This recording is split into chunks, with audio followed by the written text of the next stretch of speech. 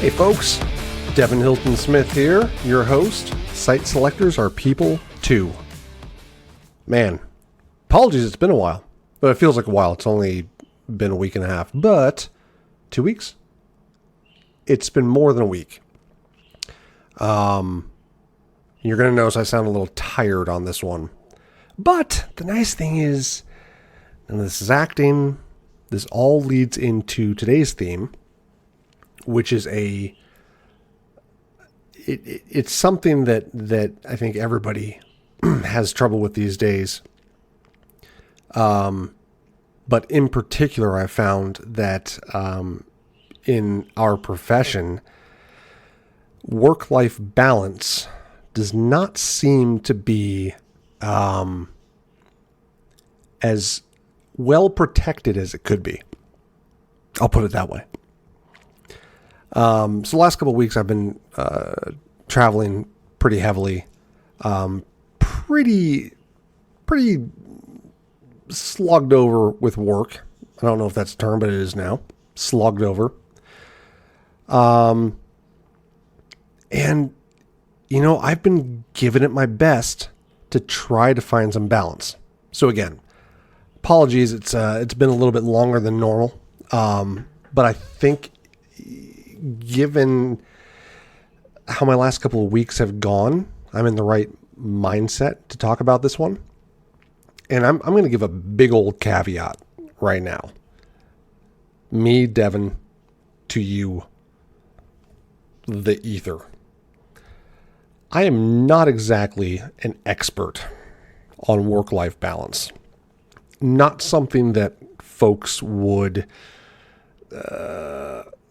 think of when asked to describe me. I think I swing pretty heavily in both directions. So my balance seems to be longer swings than of insanely busy and hiding from anything, right? Which we all do. But I think I go through longer stretches of intensity and longer stretches of leave me alone, please. I'm trying to stay sane. But it's okay. This is innately human, right? And so today I would like to take the time to talk about, what work-life balance looks like for site selectors and economic developers, the unique challenges we face, some strategies for achieving work-life balance. I think this is going to be a good one. It's something that's been overdue, quite frankly. If we're looking to humanize the profession, let's look at both sides of the coin that is the professional, right? So we're going to start off by going through some of the unique demands of each role, which we've covered before, but we're going to phrase it in terms of work-life balance. We're then going to get into some challenges, some common challenges that are faced in each profession. I think then the third part, which we'll hit after the break, is probably the most interesting, the strategies and best practices for achieving balance. We'll go over some other tips, and then we'll kind of hammer it home with organizational support and culture and future trends and industry shifts. So, potentially a long episode today, but it's jam-packed, and it feels like this is going to go into that column of, this feels like a two-parter. I'm going to tackle more of this down the road. I think I have a lot of episodes that I've already teed up, and I need to go back and make sure I have all those down. Oh, I do. Oh, they're right here. I've got them all in my notes. All right, we're good. Organized. Perfect. So, let's start off with understanding the unique demands of each role, shall we? So when it comes to site selectors, I alluded to it earlier, right? One of the most significant challenges is the frequent travel. There's so much work that needs to get done head down work at your computer, just and on the phone, just grinding it out. When you're traveling, that inevitably puts bumps into your otherwise smooth day of work. Whether you're driving to the airport and then trying to navigate through the airport and then getting onto the plane, on the plane, hopefully with Wi-Fi that's good enough, potentially a connection where you're going through the airport rush again, back onto a plane. And a lot of the time, you kind of find yourself with a dead day unless you have some really, really good strategies for staying productive during the travel day. Another unique demand, and it's not unique to everybody, but it's unique in that it's noteworthy. The irregular hours. If you're a site selector who has clients across the world and decision makers in the Americas, Europe, Asia, you find yourself operating, depending on how the cards are stacked up, at a very neck-breaking pace, trying to ensure that you are that you're operating in a manner that is most convenient for your client.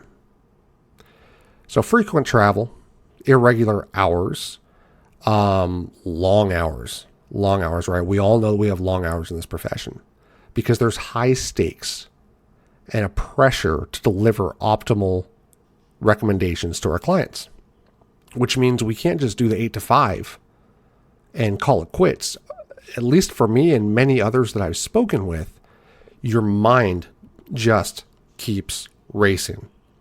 And I'll be the first to admit it. I spend way too much time in this home office just trying to stay caught up, trying to exceed expectations. I know I'm new to this. I'm still trying to make a name for myself, but I think that's something common from those that I've interacted with. I think that's something that's common across our personality type.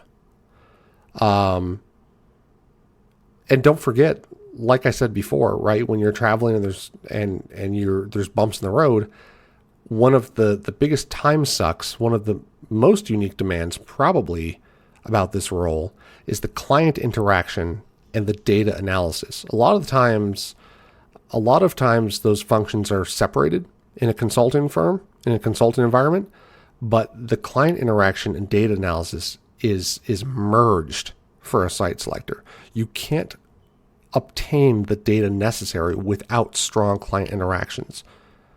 And you can't have the right client interactions to help them make a decision unless you are able to go through and analyze data properly. So that's site selectors. Some unique demands for economic developers. Community engagement. Number one, public speaking. You're looked upon to be at events, and I'm sorry that our cocktail hour, or I'm sorry that our event this evening is not between 8 to 5, but you're supposed to be a representative and a champion for the business community. You're going to be there, right? Or, hey, city council meets at 7 o'clock. You need to be there every month to make sure that you are relevant. And you've got a lot of business in front of them, so you have to be there. So 7 o'clock meetings. Oh, right. And then county council meets, and county commission meets, and the mayor's department and the public workforce, or I'm sorry, the public works board, right? They meet. There's so many meetings that occur after hours. And to be properly engaged as an economic developer, not only do you need to go to celebratory events, key events for your local business community, but you also need to be engaged with government. And a lot of the times these meetings and these events happen outside of common hours. You also have to not shut down at the notion of speaking publicly and preparing, I'm told. I'm sorry, I've never really prepared for a public speech. It freezes me up, and I just do better going naturally, right? But no, and so you have to spend a lot of time preparing for and giving speeches. Oh, by the way, have fun then balancing long-term project management and stakeholder coordination and short-term RFI responses. And yeah, there's also a need for local and regional knowledge, relationship building. So no pressure. Work-life balance very quickly slips away from you as an economic developer. No matter what role you're in, no matter what level of the hierarchy you're in, you're going to find yourself living, eating, working, breathing economic development, community engagement, project management. It is a job worth all the passion in the world. It's a lot.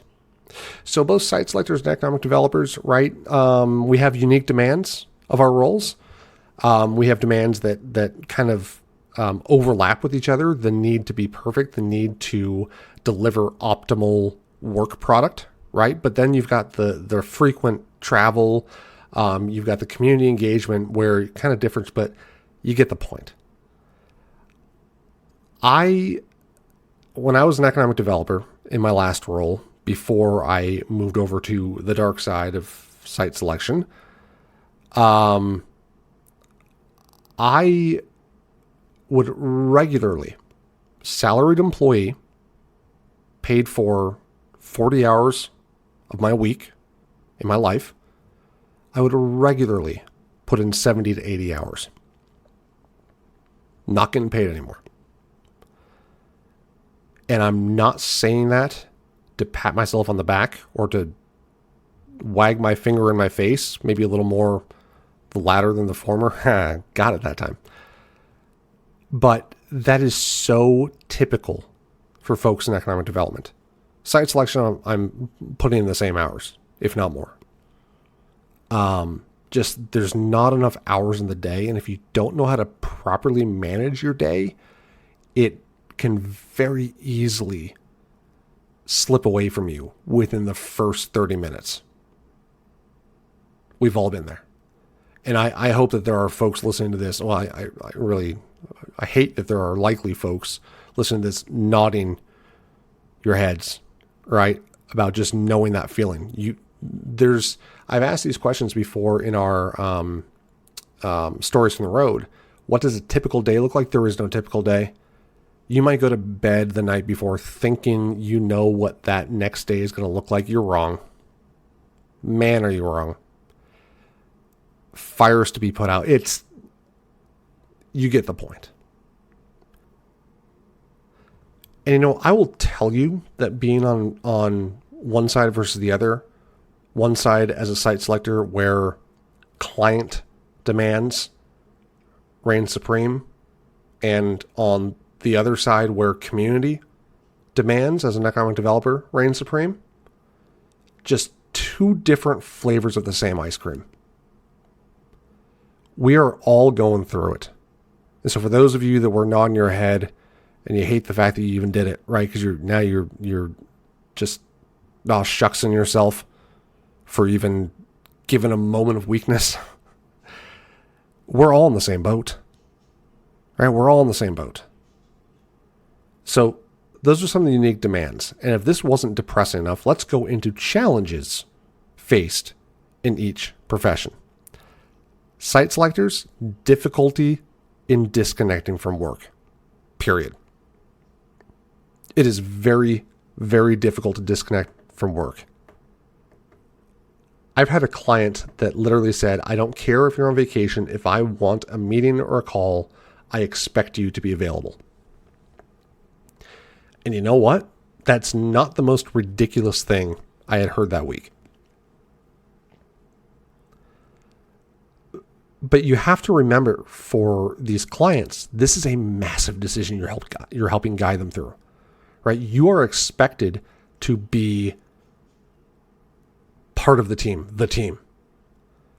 And they don't want the feeling that just because you've been hired, you're going to all of a sudden disappear in their moment of need, or when they really need to talk through something. They want somebody who's going to pick up the phone no matter when they call.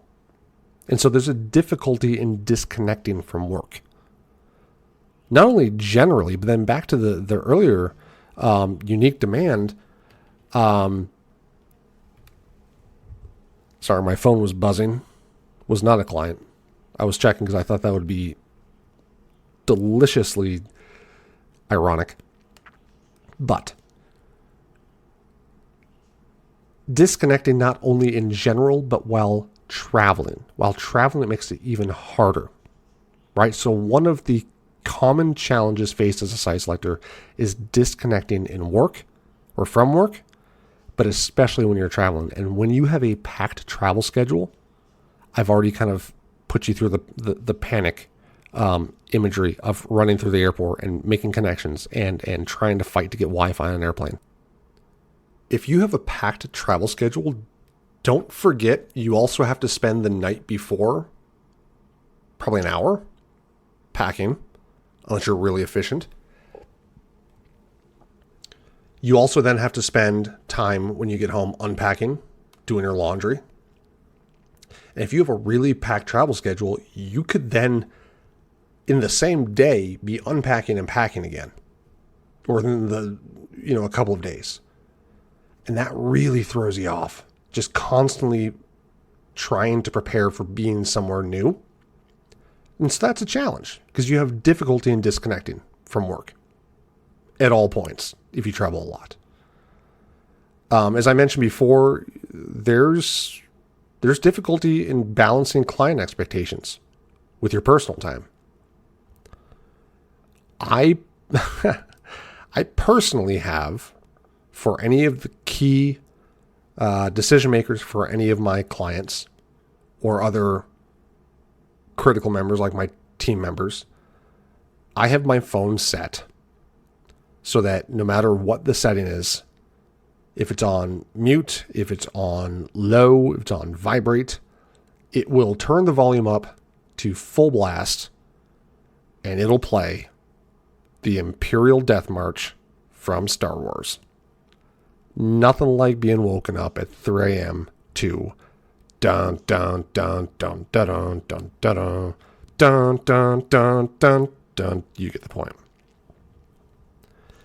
So, you might be saying right now, hey, shame on your clients for even doing that to you. Well, if it's somebody who's in Asia and they just wanted to call to leave a voicemail at that point, or let's say they're one of those hellacious clients, which totally fine, but not cool. They expect you to pick up at that time. That becomes the antithesis of work-life balance. For economic developers, some common work-life balance challenges. Well, managing community expectations.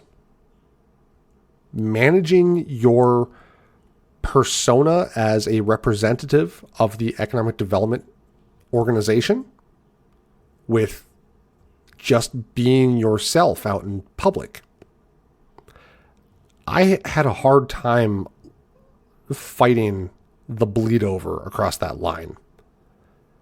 I ended up kind of being a Frankenstein's monster of both, whereby it was hard for me at some points to even carry on a conversation with strangers unless it was about work. But it's because I was so passionate about my community and what I was doing. But still, there is an issue there, right? Managing your work life and your personal life. And when they start to bleed over, hey, that's a good thing in some respects. But if it goes too far, I can tell you, it can become a problem. you're not only looking over your shoulder at any given moment to make sure that whoever's in the room is allowed to know that you're there, whatever terminology you want to use. Not only are you always trying to make sure that you are representing your community in the best way possible and your efforts as an economic developer, but you have to remember in the background, you're also juggling long-term project deadlines, RFI responses, everything I said before. And so you're juggling these public commitments with your private life. And I got to tell you what, there are not enough hours in the day for what an economic developer is truly asked to do. It's the reality of where we are today in this profession. It used to simply be about go to ribbon cuttings, meet with local businesses, do your salary and wage and benefit survey, respond to RFIs from the state or site selectors that come through, manage, right, all of the traditional stuff we've talked about. But now it's also about daycare optimization strategies and fiber development, broadband development initiatives. And there's so much more than just, as I've said before, turning a cornfield into an automotive factory these days as an economic developer, because I think we've done so well as a profession. We're so strong in our performance that folks look to us at any given point to do more. But I digress. Again, there are differences yet similarities between the two professions and the challenges that come with work-life balance. The impact, no matter which profession you're in, always has the same potential. The work side has the potential to consume the personal side of your life. Because I think whatever it is, the majority of us in these professions are obsessed with our work. It's not just a job. And maybe that's why that boundary is crossed so easily. As my mother put it, she hadn't seen me for a couple of years because of COVID. She hadn't been down to the Louisville area where I was working in my last economic development job at my industrial park. And she said, I don't know what happened to you. It's only been a couple of years, but your personality has so mingled with the personality of this industrial park, the persona of this industrial park, that you're almost one and the same. That's how hard, after a year and a half, 2 years, I had dove into the work to the point where my mom said that my persona and the persona of the industrial park, the commerce center, were so entwined that they are almost one. So, yeah, I took that as a compliment. I still do to this day, but I understand some of the negatives associated, right? You have to eat, sleep, and breathe a subject matter or whatever it is within economic development to with only in the matter of 2 years have somebody like your mother say that to you. It can become an obsession. And I think that is the biggest challenge that we all face, is the obsession to do better, the obsession to be better, and to reach this lofty goal that you set for yourself or somebody else has set for you, to either perform to the highest of expectations of your client or to be a public servant befitting of a salary from your neighbors. I was going to get into the difference in stress factors between the two roles, but I think they're quite similar. just whatever happens to you when you don't get enough sleep, when you don't have enough time to unwind, whatever direction you go, I don't care if you're a site selector or an economic developer, it impacts both sides. I think then, as my last point before break, I'm realizing one of the main reasons why this podcast was so important for me to do is because I've had these conversations over and over and over again with site selectors and economic developers. We're all stressed. And we all think that it's not okay to show off or to not hide that stress. And so I hope that by having these conversations, we can, again, find ways to empower each other, trust each other a little more, and maybe, just maybe, we can make things a little more reasonable for all of us. Talk to you after the break.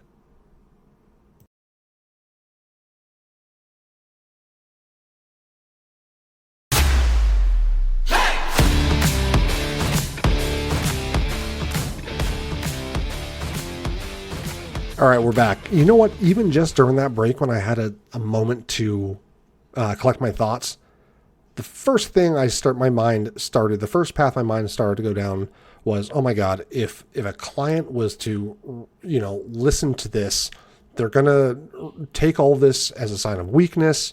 And can this guy really cut it? Is he good enough to do what? My mind started racing. Of course I'm good enough to do what they need me to do. And you know what? I think I'm good enough that I'm okay with admitting that I struggle with work-life balance. And I think all of you should as well. We all should, because we all do. But it's amazing to me, not 5 seconds after I hit pause before that break, I started to go into a bit of panic mode. Because the idea of even talking about work-life balance comes across as weakness in our society. But you know what? You can have that balance and still perform at the highest levels if we have some strategies and best practices for achieving it. So in this next section, and the first one back from break, like I said, we're going to talk about some strategies, some best practices, some tips for achieving balance. And we're going to kind of go through for site selectors and for economic developers, then we're going to kind of merge it all together and tell a few stories and move on to kind of, what I said before, organizational culture in the future. And then we'll call it. Now, before I get into this, I'm going to give some best practices. And instinctually, your gut response is going to be, well, that's not feasible. That sounds all well and dandy in a perfect world, but that's not how life works. Okay. Well, listen to it, right? Because I don't believe everything I'm about to say. I think that they're brilliant ideas, and I think that they're relevant, and I'm having trouble myself. But let's just take a listen. And maybe there are a few things that we can implement in our day-to-day lives. So for site selectors, it's okay to set clear travel schedules. It's okay. If your client wants you to travel with 2 days' notice, sometimes that is doable, and you do everything you can to make it happen. But if you're not able to, because your son's big baseball game is coming up, or because your daughter's trombone concert, which is something she's been looking forward to for months, is the next evening, it's okay to say no. Despite what that one client said to me about, I don't care if you're on vacation, if I want to talk to you, I expect you to pick up the phone. Yeah. Listen, if I have some downtime and I'm doing a little bit of work anyways, just trying to stay caught up and you call, or I saw that you called, heck yeah, I'll call you back. But if I'm out enjoying time with my family or my friends, I'm probably not going to be taking that phone with me anyways. That's another tip right there. I know people give me a lot of grief about it, but I thoroughly enjoy carrying two phones. That way you can truly leave your work at home. You can leave your cell phone behind. And you have no excuse other than to hopefully be present with the people that you're with. But back to it, you can apply all of this to setting clear travel schedules. Right? Nowadays, with how much virtual meeting technology there is out there, there are very, very few things you truly need to travel for. We do it because it's traditional in our industry and because you have to, at some point in the life cycle of a project, visit the community that you're recommending. But it's okay to say, hey, listen, so I'm supposed to be on a trip with my parents next week. I'm not going to be able to fly out, but you know what? I'm going to have some time that afternoon. If you'd like me to dial in via cell phone or Teams, more than happy to take some time aside and spend an hour with you while I'm on vacation, right? It's okay. Another way that you can prioritize your personal time is by making sure your days don't get away from you. So when I learned this from my current team, set head down work hours. You need head down work hours that are set for yourself. What I mean by that is we are so intent on every time you hear that specific little chime come from your phone and from your computer, you see the notification, there's a new email, you're going to jump from whatever you're doing straight to the email. And then you're going to try to respond. And with how many emails we all get every day, you're constantly interrupted. Set 2 hours, 3 days a week, 2 days a week at your peak of efficiency, whatever time of the day that is for you. And turn off your notifications. Turn off your notifications and allow yourself to focus by doing head down work. Allow yourself to get into those spreadsheets, to organize your files, to do the analysis that you've been needing to do, to build the model that you've been putting off, right? Don't allow yourself to be bothered by the emails. Now, of course, I already told you before that no matter what setting I put on my phone, no matter, if it's one of a few clients, it's going to ring through either way. I told you, I'm not great at this, but I think that's a really great idea. Set a couple hours a week for head down work where you refuse to be distracted. And again, back to technology, leverage technology to streamline communication and reduce your workload. You don't have to go back and forth trying to schedule a meeting via email, trading back and forth. Hey, does this work for you? No, this doesn't work, but does this work? No, this doesn't work, but does this? You've been there. There's so much technology out there. There's Doodle for that use case, right? Where you can just put everybody's email address into a website, put in your availabilities throughout a 2-week period, for example, and then they will get an email. They'll be asked to go to the website, put in their availabilities, or even have it connected to their calendar so that it automatically imports. And voila, trying to schedule a meeting for 20 people instead of taking a lot of head banging against the wall and multiple emails and over a couple of days and trying to remember to follow up, it was effectively done automatically for you. Use those nuggets of technology out there to streamline your work process and to streamline your communication, reduce your workload. Plain and simple. And yeah, I apparently love the phrase plain and simple, but that one is. There's so many different pieces of software out there, so many services that solve specific problems that we haven't even thought of yet. Give it a try.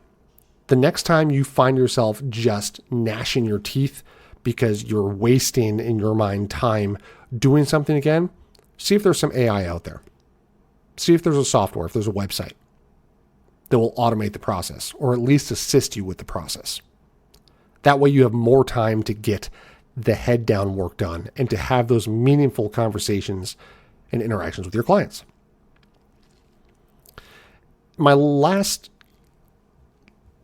overall best practice or strategy recommendation for site selectors is we need to recognize that the need to perform has to be viewed on a spectrum of severity. The need to perform has to be viewed on a spectrum of severity. What the hell do I mean? What I mean is not everything is critical, urgent, somebody's going to die. Everything may feel that way, and others may try to make you feel that way, but not everything is a 10 out of 10, highest end of the spectrum. This has to be dealt with. Otherwise, something goes abysmally wrong. Most of the time, we're probably at a 3 to a 4. We're probably at a 3 to 4. 7 feels like hell on earth. 10, you're going to know when it's a 10. So I have been working on trying to take a step back and not slack off, but recognize that I do not have enough hours in the day to perform 100%, 150%, right, on every task that I have.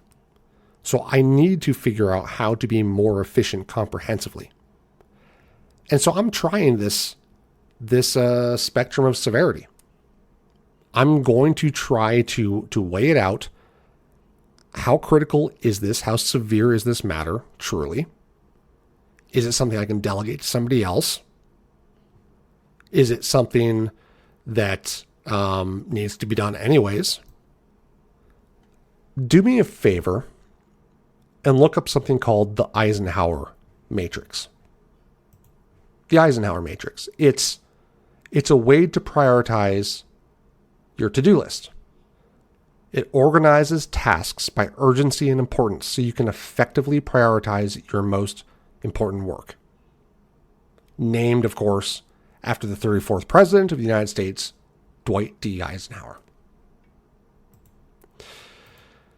So, not going to solve your life on this podcast, but on to strategies and best practices for economic developers. A little bit of the Eisenhower Matrix as well. Delegating tasks is okay. It's okay. I learned a lesson over my career as an economic developer that if you are going to feel comfortable delegating tasks, you have to spend the time up front building a supportive team. So yes, you have to invest it. You have to invest in your team members. If you invest the time and you're good at what you do, you will find yourself in a position where you can delegate more and more tasks and focus in on your head down work. It's not punting the BS to others. It's organizing it where it should be.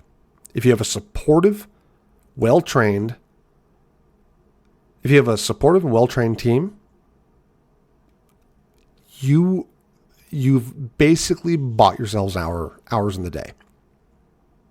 Speaking of that, with exceptions, of course, believe it or not, it's okay to take 24 hours to respond sometimes. And it's okay, while we're talking about time, to say no to a project that is giving you an unrealistic turnaround time. I think we feel the notion as economic developers, we suffer from FOMO, fear of missing out. If I don't go after this project, that could have been the one that changed the community for the better. So I have to try. Well, I don't know if it's going to be that one. They tell us that, this is all they can promise, but there's definitely more to come. They just can't put it in writing. So I can't not respond. I know it's due within 72 hours and I have to coordinate 13 different parties, but I can put everything else aside. I know that I was going to go out tonight with my friends who I haven't seen in a long time, but it's fine. This is important. If you're not given, here's my thought process now. Now that I've seen the other side as well. If you're not given enough time to effectively respond to an RFI, then they're not necessarily looking for good data anyways. And that's because of one of two things. Number one, they're kicking the tires. It's a feasibility study, not really a project. Just want to see how the market responds. Number two, if this is how they make decisions or gather data, this is probably not the first nor the last time that you're going to interact with the side of them. And they might not be the ones that you want to be partners with. Because it's not just about the numbers, it's about partnerships. And it's about a good fit, as you'll remember. So, and the final thing for economic developers, you need to engage in community events strategically to avoid burnout. Choose the events that truly matter. No, just because one of your major employers invited you to a safety in the workplace lecture by the head of you don't have to go. It is so kind that you were invited. They probably wouldn't even expect you to show up anyways. So engage in community events strategically. Will my presence at this event add any value? By me going to the event, will I take any value away? Value is on a spectrum. How much value? Maybe you're going to get a little, maybe a lot. Analyze the situation first. It's okay to say no. It's okay to say no. I use the term there, burnout. Burnout is a very, very real thing. And we all suffer through it differently. Like I said before, I go through the long cycles of very intense work and me trying to hide from the stuff that doesn't really need my attention. But normally I'd be, the golden retriever puppy, just all excited to be around anything and everything, right? I sometimes go and avoid that every once in a while. That's not burnout. Burnout is you are pushed so far beyond your means that you don't have the ability to claw your way back out, but with time. And everybody has been through burnout. It might not have been as severe as some folks, but we've all experienced it. Everything that we're talking about, work-life balance, strategies, best practices, not the absolute worst case scenario, but one of the moments that you know that you've pushed it a little too far, and you'll know the feeling of burnout. If you smack up against that wall that is burnout, you're going to know. And that's life telling you time to take a step back a little bit. It's okay to do so. So, some other tips very quickly. See if you can integrate your hobbies. Incorporate your personal interests into your routine to refresh your mind. Some of us really enjoy starting the day reading the news. Do that as part of your work. Some of us enjoy flexing their creative muscle by creating content, writing, or, hosting a podcast. Find ways to take what you do with work and integrate your hobbies. Say you're an economic developer charged with a county's wide jurisdiction, and you guys have a really cool state park within that county and you love to hike. See if there's ways for you to incorporate going out to the state park into your work. Maybe you become a community liaison for that state park. Maybe you find ways to integrate that into some of your RFI responses. Or when prospects come to town, as long as it's the right crowd, instead of having a meeting in the office, maybe you go out for one of the shorter hikes at the state park. There's a lot of different ways to integrate your hobbies. Thanks to technology, another tip is flexible scheduling. Arrange work hours where and when that align with your peak productivity times. if you're so fortunate. We're not all so fortunate.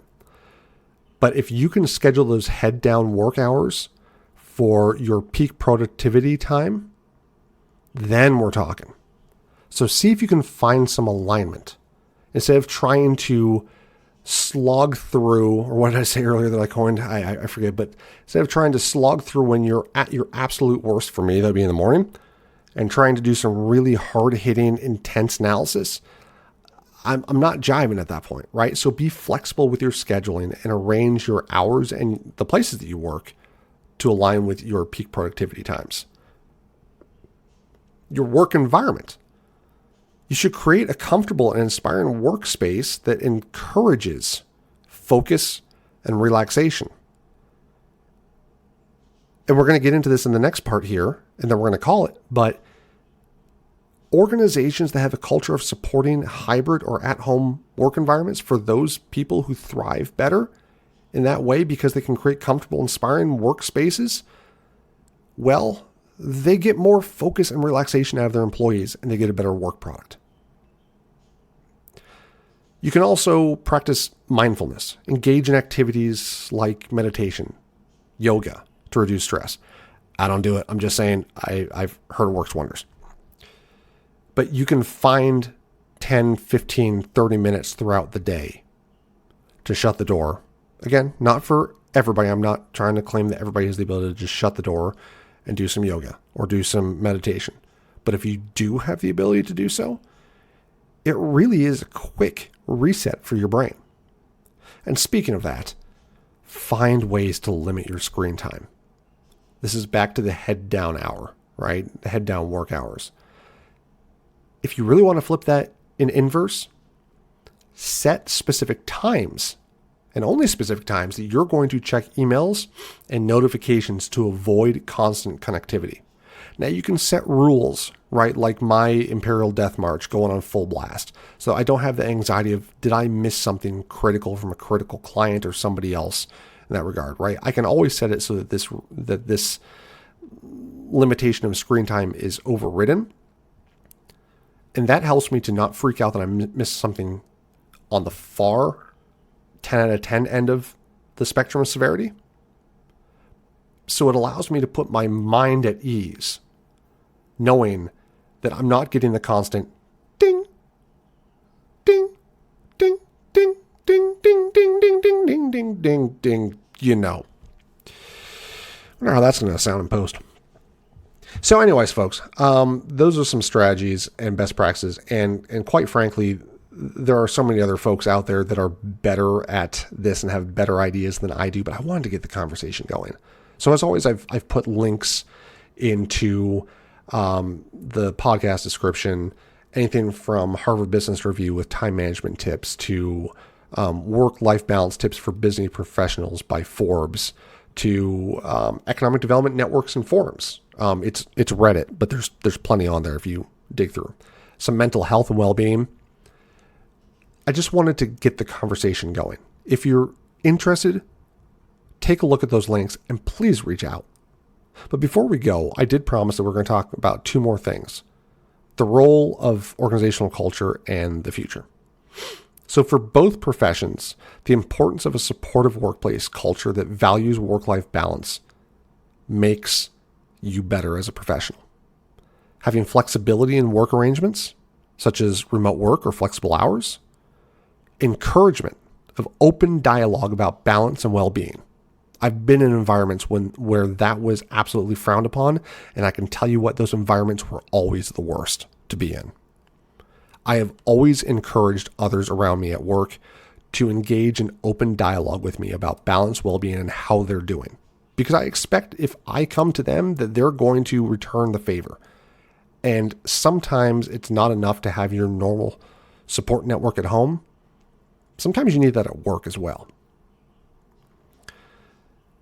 Into the future, there is a growing trend, I'm going to keep bringing this up, towards flexible work arrangements and its potential benefits. Technology advances have helped us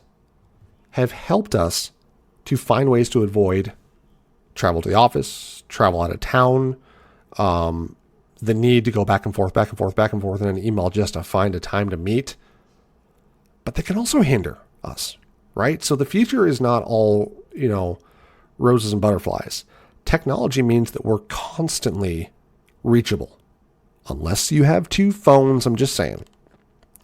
But in reality, it means that we're always reachable, which makes work-life balance a lot harder because that line between work and life is being erased because technology makes us so reachable. And the evolving expectations of work culture in both site selection and economic development, I think it's going to be interesting to see where this goes. Economic developers get more and more piled upon them. Site selectors are being asked to do deeper and deeper dives into their projects. So how is it that with the relatively small number of professionals in our industry that we have, how are we going to take on what the future has to throw at us? I, for one, am going to be going through these articles a little bit deeper. As I said at the beginning, I am not the best at work-life balance. I know what it looks like. I know what it feels like. Do I know how to consistently practice work-life balance? Nope. I'm miserable at it, quite frankly. But it's something I'm interested in, and I hope you are as well. And so please, if you're looking for a next step, either share your experiences and strategies for achieving balance with me. I'd love to compile some of those and come back and talk about them on another episode. Or, seriously, go to some of those links in the episode description, click through them, and I would hope that no matter what you're struggling with, you find something that helps. So I know this hasn't been necessarily my most happy-go-lucky episode, but it's a serious topic, and it's something that we don't talk about enough, I don't think. We pride ourselves on working more and more hours, and to some extent, that makes sense, and that's a good thing, because you're trying to put in the time and the effort, but because that line is so easily erased between work and life in this profession, you're going to wake up one day with your mother saying to you, how did you become this commerce center, this industrial park, and vice versa so quickly?